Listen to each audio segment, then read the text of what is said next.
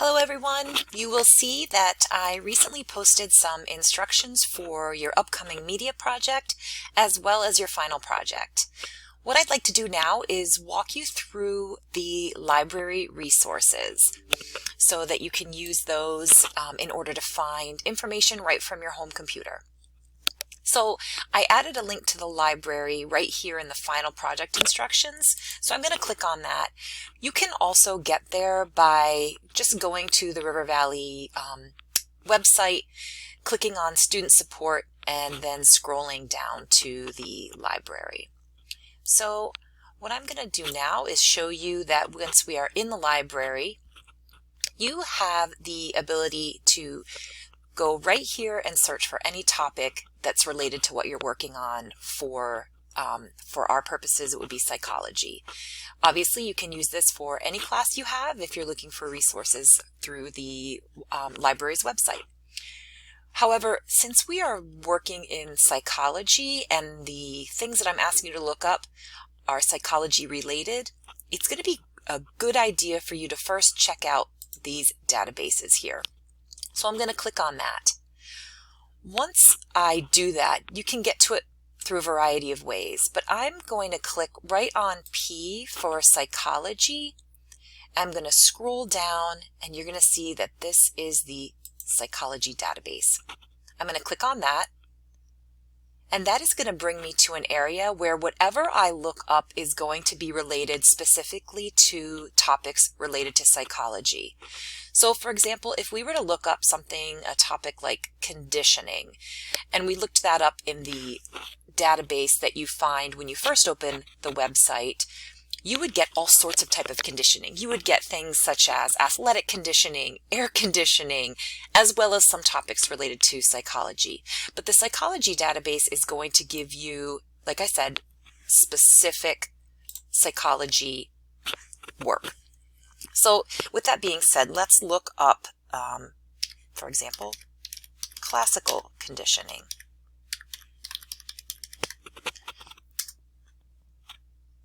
You can notice that full text is automatically selected, which is a nice idea because then you know that the articles that you're looking to find are already in full text form. You're not just getting the abstract.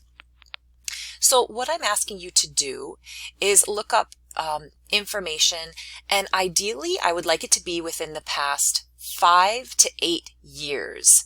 So if we're in 2021, we can see that if we go up to something a little bit more recent and then I update that, that's not quite there yet. There we go. There's a period of 11 years right there. That makes sense. So from articles from 2010 to 2021, and you can see that we've got 5,811 results. It's better than what we started with. What I'd like then you to do, because I'm specifically looking for you to make sure you include one journal article in your final project, you're going to want to click this right here, peer reviewed. That's going to bring our search results to 4,371. And you can start to look through here and see what you can find that is interesting to you in terms of what it is that your topic is going to be covering for your final project. I'm going to go ahead and just click this article. I like the look of the front cover. It attracted me to it. And you're going to be able to see that you can see this in full text. You're also going to be able to see that you can download this as a PDF to your computer, and if you'd like to print it out, you can do that as well.